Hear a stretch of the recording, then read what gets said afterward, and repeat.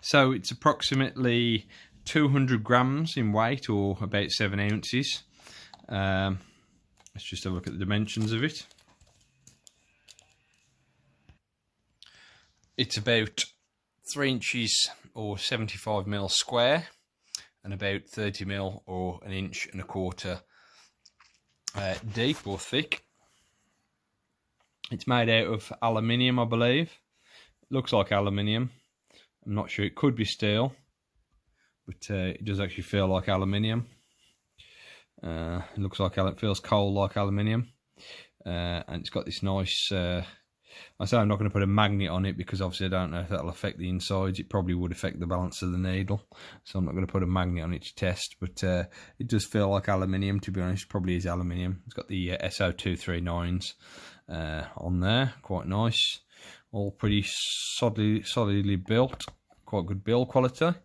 It's got the little instruction on the back there for the power output and everything, for all the settings, the insertion loss, impedance. It tells you the dimensions there as well, look, and the weight, 180 grams. Well, I can tell you it's a little bit heavier than that. I've just weighed it. Okay, and I'll look at the front. Obviously, actually quite a nice looking meter, quite good quality, quite good build quality.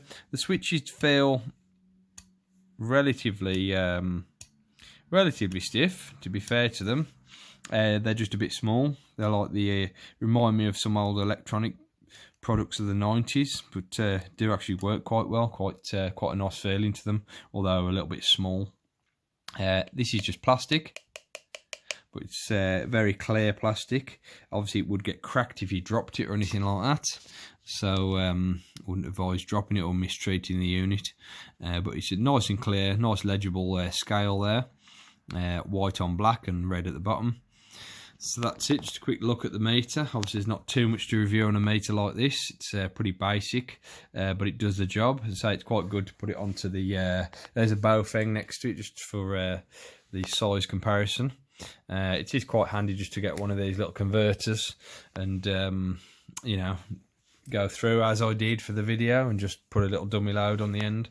The dummy load here I'm using, I think I said in my other video, it's about, I'm not sure to be honest, I think it's about 10 watts, 15 watts actually, 15 watts constant average, and I think it's about 25 watts PEP, something like that, I'm not sure. Okay, that's it, guys. So just a quick look at the this Nissei RS-40. You can get them from Amazon for about £40 to £50, I believe. I'm not sure what that is in dollars. Great British pounds, GBP, is that right? Yeah. So yeah, so pounds, British pounds, you can get for about £50, 45 to £55 on Amazon at the moment. So it's quite not cheap, but also not expensive. Okay, that's it, guys. Quite a handy little meter. Thanks for watching. Hi guys, just a quick look here at the Nissei RS-40, a little test meter with SWR capability. Okay, so I'm testing the accuracy and doing a bit of a review on it today. I've got the Baofeng UV-5R plugged into this Daiwa meter, the NS-660P. Sorry, there you go. So I'm just going to key up on a dummy load on 145 megs.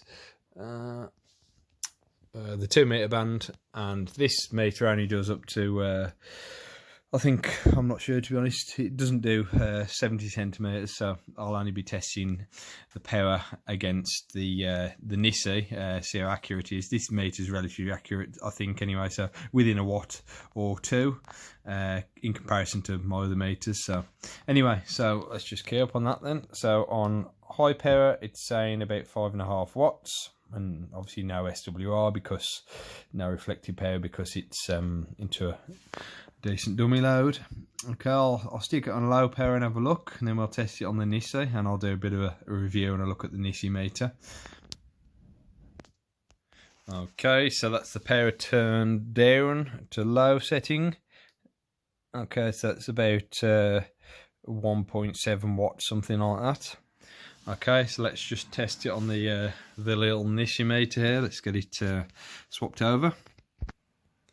Okay, we've got the setup here. So we're on the 15 watt scale. I think I believe it's the same as the Daiwa scale. So, okay, let's try it on low first. We're on low here. So what's that saying there? It's saying, yeah, 1.5 watts. That's pretty accurate, to be honest. That's in agreement with the Daiwa meter. Okay, let's try the high power version. Oh, an SWR, which was nothing. It won't be anything on a dummy load, so no, nothing. Okay, let's try the high power mode now. Okay, here we go, high power then. So that's about is it 4 watts? 1, 2, 3, 4. 4, yeah, dead on 4 watts, and we had something like 5.5. So that's a 1.5 watts lower on this Nissei. So that's not bad at all. I say that's pretty good, to be honest. A watt or two either way is not too bad. Obviously, they're not made to be, you know, that accurate to each other, so that's not too bad. That's fairly accurate with the standard output pair of this Baofeng. Okay, so I'll get on with the review. Let's just check the SWR over here. There's no SWR. Okay, so this meter works with a switch there. Right, I've got my special pointing tool now. Okay, so we got on the meter itself, we've got SWR power, which is there. It says function there. So function, get its focus. Yep, so you've got SWR and power there. Obviously, that's self-explanatory. There's no need to calibrate the SWR. It's automatic. Then you've got the range, 50, 60, 200, as you can see. Pretty self-explanatory range there.